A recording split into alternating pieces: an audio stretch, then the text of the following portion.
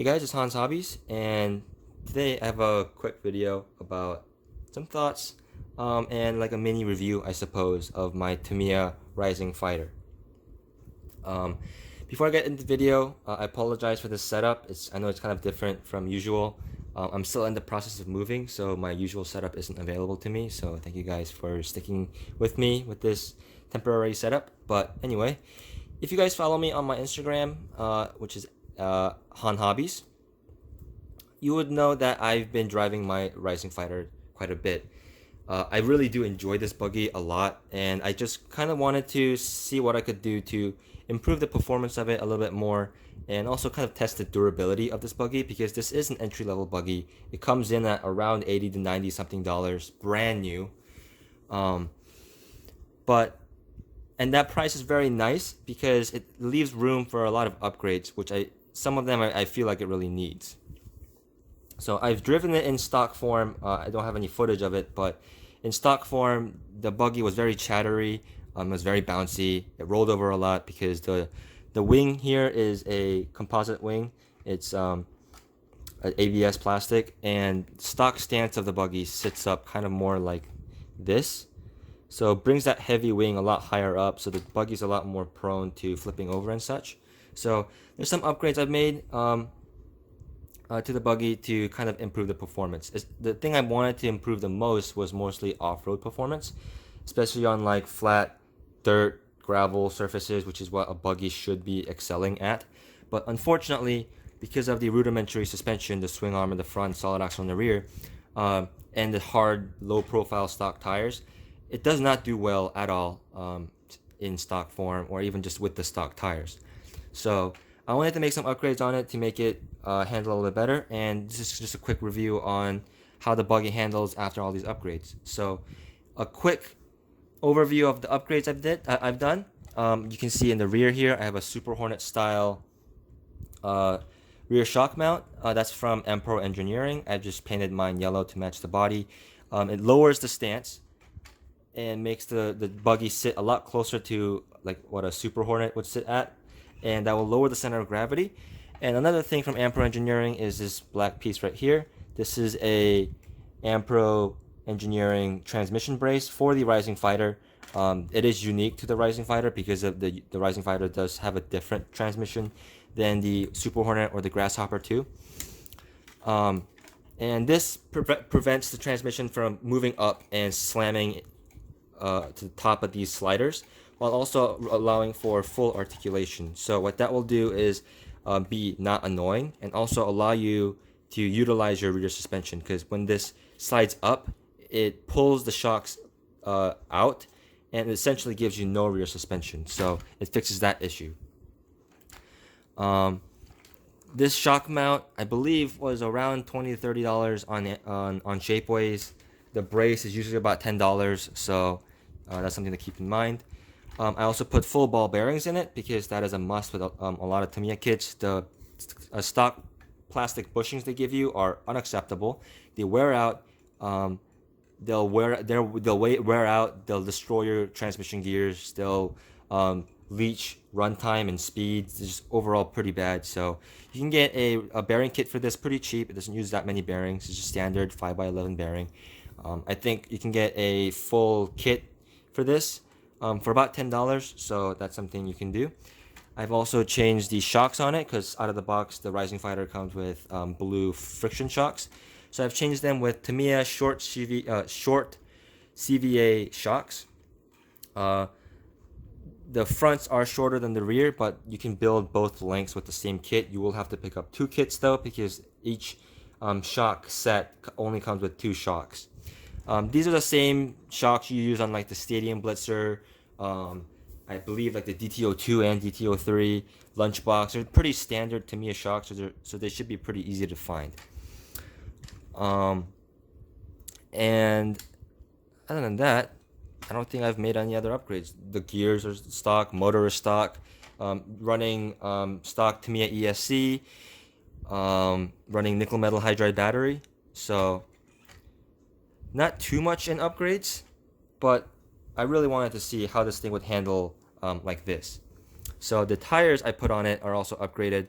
These are Proline tires. The fronts are chain links and the rears are ankle blocks. If you're on a budget, don't bother changing the front tires because the front suspension doesn't work anyway. You just want grip. So that's what I would recommend. Because of the way the suspension works, it basically ignores all the tread in the front and just will ride on the shoulders anyway. So I just did the fronts as well because looks mostly. But yeah, there's a lot of rambling I just did. But let's see how this thing like stood up to some of my bashing and how these tires stood up to some off-road like gravel situation. So before we hit the dirt, I thought I would test out the tires on the pavement and the driveway real quick because that is that's usually the surface I drive this buggy on, and you can see right off the bat, obviously grip is a lot better. No more tire spin. It's able to put all the power to the ground, and the grip in the front tires are also pretty good and makes the buggy pretty responsive now, which is very good to see. I feel like it also handles little tiny bumps a little better because the tires are taller and softer, so it actually kind of adds to the suspension. The buggy's also slightly faster than it was before because, like again, it's able to put down all of the power to the ground. Steering again is very responsive. It's actually responsive to the point where the buggy will actually flip over, which it used to not do with the new lowered suspension setup. But that's still better than just understeering everywhere, I think. And overall, I'm just pretty happy with how these tires perform on like a driveway bashing, like street bashing situation. They're very grippy. They add to the handling. You could probably improve the handling just slightly by putting a lighter wing on it, like a Lexan wing, and replace the heavy ABS wing. So finally, hitting the gravel. It doesn't do well on the gravel, but I don't have any footage of it, but this is significantly better than how it was performing with the stock tires. The main reason I decided to get these tires for my Rising Fighter was I liked mostly everything about my Rising Fighter, but for an off-road buggy, it absolutely could not handle off-road, especially gravel, which is what buggies are supposed to excel at. So with the stock tires, the car would basically do nothing but donuts and wheel spin. And it's very difficult to control here, but it is at least able to, you can see it spinning out, but it is at least able to move forward at a decent speed. I even took it on some jumps a couple times, and it's a massive improvement, but only because the stock tires were so terrible. The soft and taller tires add to the bump negotiation, but there's only so much the tires can do with such simple and rudimentary suspension. But it was at least fun to drive on the gravel. It was a little bit frustrating at times when you're trying to like really line it up with a jump, but just overall bashing in the gravel was a lot better. Definitely a lot better than it was on the stock tires. Over grass, like short grass like this, it does really well again. It used to get stuck a little bit on this kind of stuff because the tires are pretty hard, and it just overall wasn't very good for off-road before, but now it's able to at least plow through this kind of sparse grass. And it was a lot of fun driving it here, and the buggy felt really stable with all the modifications, with the oil-filled shocks, with the tires. The whole setup I have it at like right now. It was a really nice setup, I think, for the Rising Fighter, and it wasn't too expensive to get it to this point. I think overall, with the cost of the buggy itself, this is now about like $180 buggy, which still isn't that bad considering entry-level buggies.